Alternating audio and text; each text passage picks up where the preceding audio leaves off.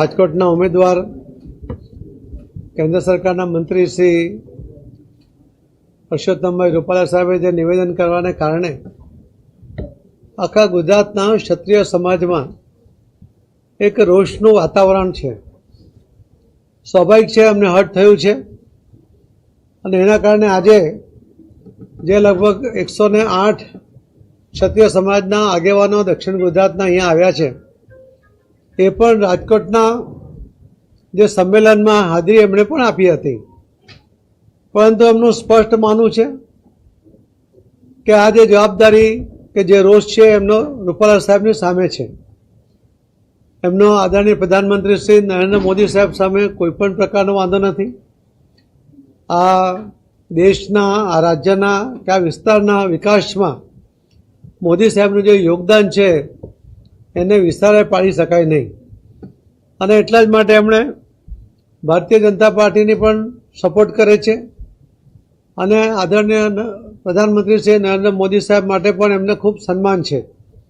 આજે લોકો સામેથી આવ્યા છે કે અમારો જે રોષ છે, અમારો જે વિરોધ છે એ એમના પૂરતો મર્યાદિત રાખીને અમે આદરણીય પ્રધાનમંત્રી મોદી સાહેબના નેતૃત્વમાં ભારતીય જનતા પાર્ટીને સમર્થન કરીશું. અને એમની સાથે જોડાયેલા જે તમામ આગેવાનો છે એમને પણ એમણે વિનંતી કરી છે અને આજે ખુલીને બહાર આવ્યા છે. એમના વિરોધને અકબંધ રાખીને આજે આવ્યા છે. એમના અમે સ્વાગત પણ કરીએ છીએ.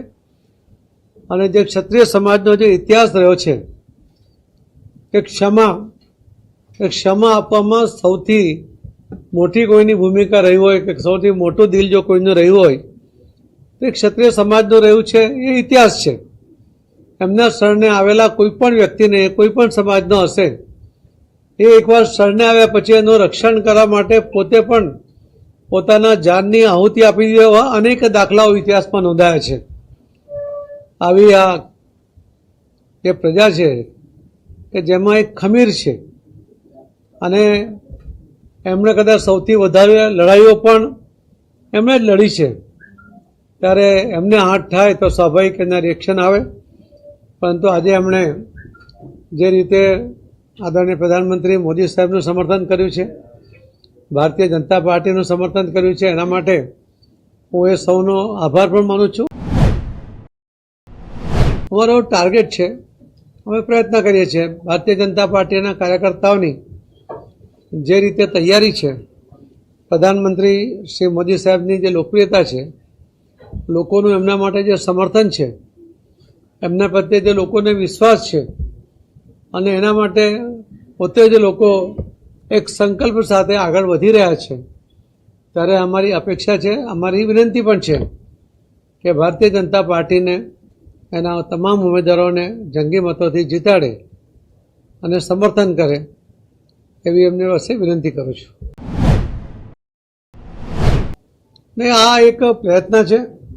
ભારતીય જનતા પાર્ટી અલગ અલગ વિસ્તારની અંદર અમારા રાજ્ય કક્ષાના ગૃહમંત્રી શ્રી હર્ષભાઈ સંઘવી, શ્રી રત્નાકરજી, શ્રી અમિતભાઈ શાહ સાહેબ અને કેટલીક જગ્યાએ હું પણ પોતે આ આગેવાનોને અલગ અલગ જગ્યા મળ્યું છે. એમની સાથે મેં વાત કરવાનો પણ પ્રયત્ન કર્યો છે.